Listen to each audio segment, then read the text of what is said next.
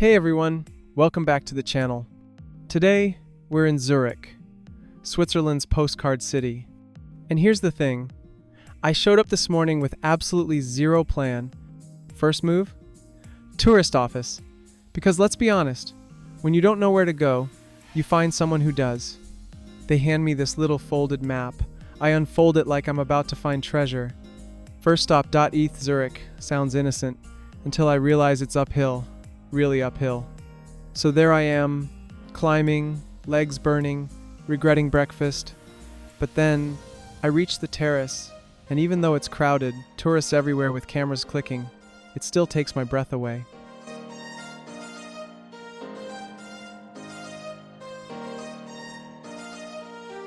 The old town stretches out below like it's been painted there. Rooftops in red and orange, the river slicing through the middle, church towers standing tall like exclamation points. I just stand there, map in hand, forgetting I had anywhere else to be. From there, I wander to the University of Zurich's Natural Science Museum.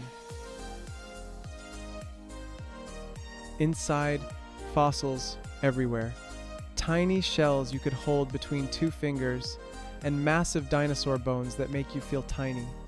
Seeing something that's millions of years old, it makes you go quiet, like, wow, I'm just a blip. Then I remember, I'm filming back to life.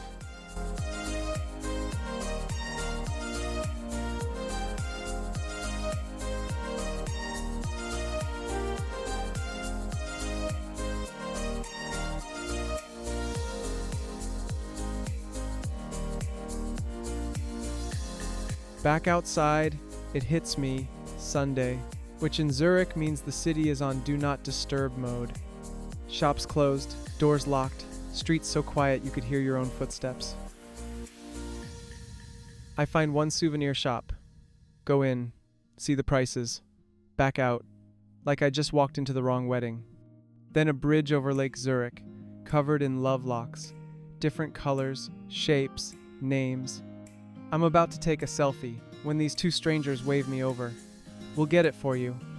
And somehow, they nail it. Perfect shot. Better than I could have done. Legends.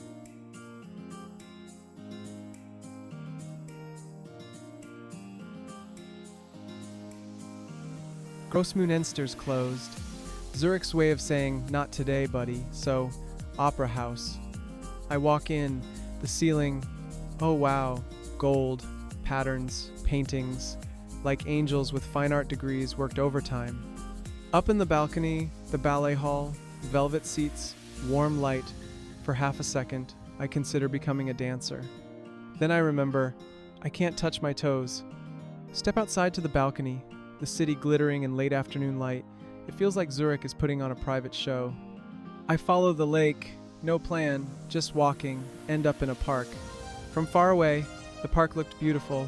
Up close, yeah, a little messy, cups rolling in the wind, but no one cared. People were sprawled out on the grass like it was the front row at a free summer concert. A couple even brought full picnic spreads like they were settling in for the day. Down at the riverbank, a few small boats were tied up, gently rocking like they were gossiping about the people walking past, and probably judging them a little. Along the lake's stone path, couples, joggers, families, everyone just soaking up the day. In the shallows, two swans were gliding around each other in slow motion, like they were rehearsing for a ballet, or maybe just showing off for my camera. Then came my little adventure.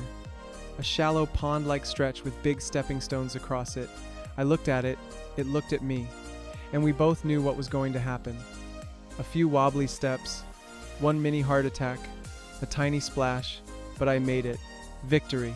And yes, I did glance back to see if anyone was impressed. A few minutes later I reached the Kugelbrunnen. It's this giant stone ball with water sliding over it so smoothly it looks fake. Like, I swear if you turned off the water, it'd just roll away down the street. I stood there way too long, just staring at it, waiting for it to make the first move. Out on the lake, this guy was trying to learn foil surfing. He'd stand up, wobble, splash. Stand up again, wobble, splash. After the third round, I was basically his unofficial cheerleader. At one point, he actually stayed up for a solid 5 seconds, which in foil surfing time is like winning gold at the Olympics. And then I got to the China Garden. Red pillars, painted ceilings, little bridges, the whole place felt like a postcard. In the middle, there's a pond with big orange carp just cruising around like they own the place. Every now and then, one would pop up, splash a little, then disappear again like nothing to see here. Then I wandered into the Botanical Garden, and wow, this place is huge. You could legit get lost in here, not in a scary way, more in a where was I going again kind of way, which, for me, is basically every trip to the kitchen. First stop, the tropical house. The second I walked in, the air hit me like I'd just opened an oven. Plants everywhere, huge green leaves, flowers so bright they looked photoshopped, and vines curling around like they were slowly plotting world domination. I half expected one to tap me on the shoulder and ask where I was from. The coolest bit? I spotted plants from India. I don't know why, but it instantly made me smile. Like, here I am in the middle of Zurich, and somehow a little piece of home snuck into the greenhouse, waving at me from behind a leaf. And I've got to admit, I ended up wandering around way longer than planned. Every time I thought, okay, last section, I'd turn a corner and see another path calling me like, hey, just one more look. Honestly, the place is like nature's version of Netflix. You keep thinking you'll stop, but you don't, and you're fine with it.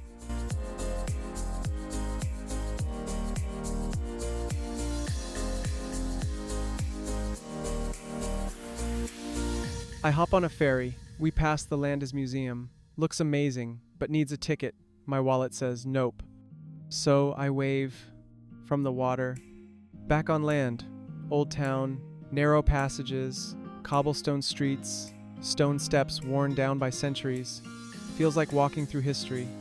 And then, Berkelaplatz. The whole square is alive, street stalls, the smell of food drifting, and right in the middle, a group in traditional skirts, singing. No stage, no microphones, just voices filling the air. I forget the camera for a second, and just stand there, listening. Last stop, Lindenhof. From here, the view, unreal, the river winding, rooftops glowing, church towers catching the light. In the middle, a stone fountain, water trickling. A few steps away, a giant outdoor chessboard, and the most serious chess game I've ever seen. Finally, the river. I buy a juice, find a spot, and listen to a street violinist. She's not perfect.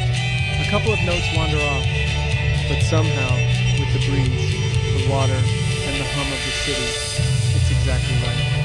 And that is my Zurich.